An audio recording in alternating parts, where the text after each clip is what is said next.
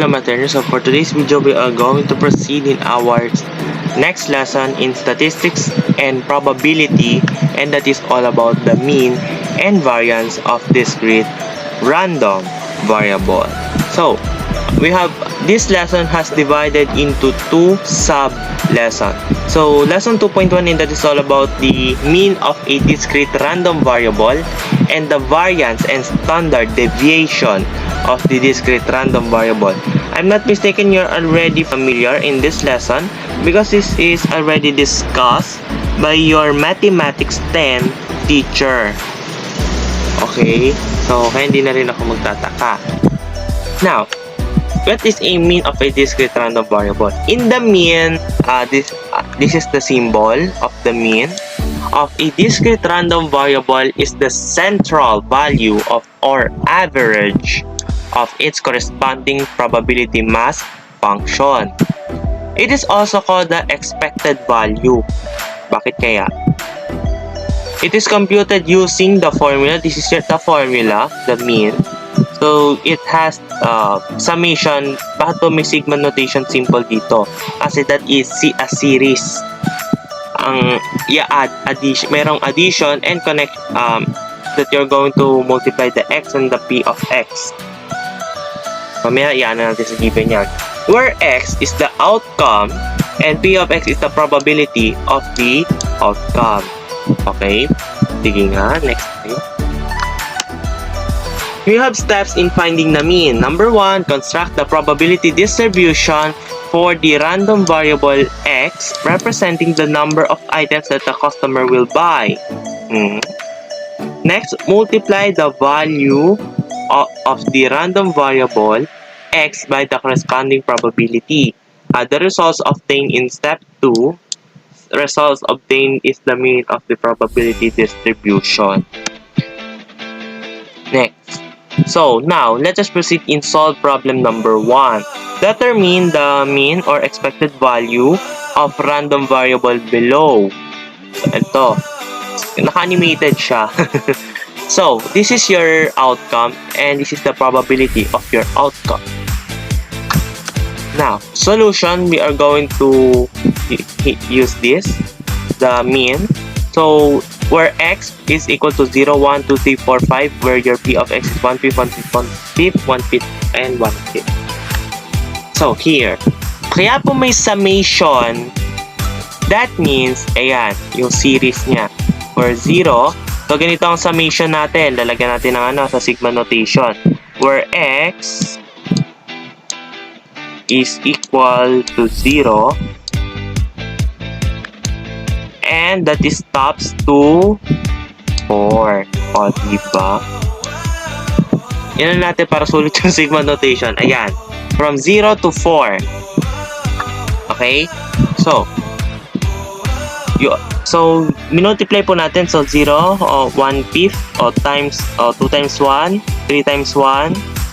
Then, syempre, remaining yung denominator. No? So, next, add nyo na yan. So, that, 1 plus 2 is 3, plus 3, 6. 1 plus 2 is 3, plus 3, 6, tama? Plus 4, 10. So, 10 divided by 5 is equal to 2. So, therefore, the mean is 2 for the above random variable.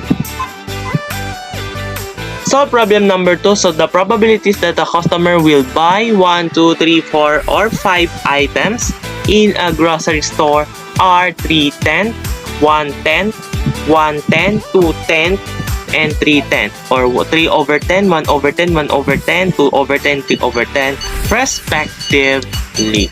What is the average number or the mean? It's also called the mean.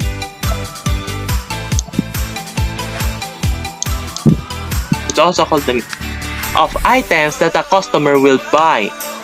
So, to solve the above problem, we will apply 3 steps below.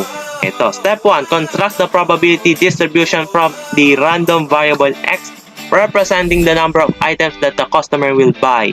Here. Teka lang, gamit ng eraser. Okay, ayan. So, next step, multiply the value of the random variable x by the corresponding probability. So you are going to multiply this. 1 times 3/3 is 3/3. 1 times 3/10 is equal to 3/10. 3 or 3 over 10. 2 times 1/10 or 1 over 10 is equal to 2 over 10. 3 times here, 3 times 1 over 10 is equal to 3 over 10. Multiply nyo, 8 over 10. Di na po natin yung lowest term, no? 5 times 3 is 15 and remain the denominator. Add the results obtained in step 2. So, you are going to add this.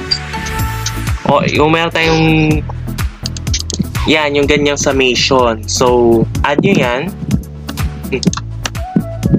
So, that the answer is 31 over 10 or you're going to divide it. That is 3.1. So, using the formula, ito nga, pinakita ko na rin. Your mean, nakulangan lang ako ng mean symbol. Edi yan, edi paras na. So, the mean of the probability distribution is 3.1 implies that the average number of items that the customer will buy is 3.1. Lesson 2.2 is variance and standard deviation of the discrete random variable.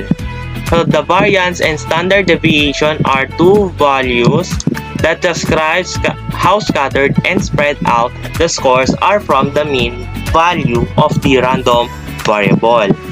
The variance denoted as supposedly, ayan, so squared yan, hindi siya is determined using the formula here. So that is summation of here, yung total nito. Yep. The standard deviation, this symbol is the square root of the variance. Thus, this is it. Okay? Napansin niyo yung pinagkaiba? Where this is the variance, standard deviation. Okay, variance and then this is the mean, of course. The probability of the outcome. Now, steps in finding the variance and standard deviation. Find the mean of the probability distribution. Subtract the mean from each value of the random variable. Square the result obtained in step 2. Multiply the results obtained in step 3 by the corresponding probability. Get the sum of the results obtained in step 4. Results obtained is the value of the variance of probability distributions.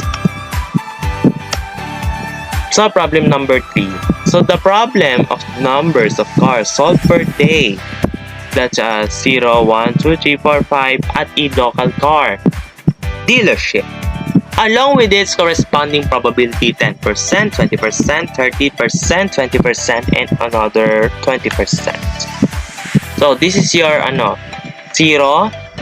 So 0, 1, 2, 3, 4, and we have, if you're going to convert, so 1, 2 here, so or 0.10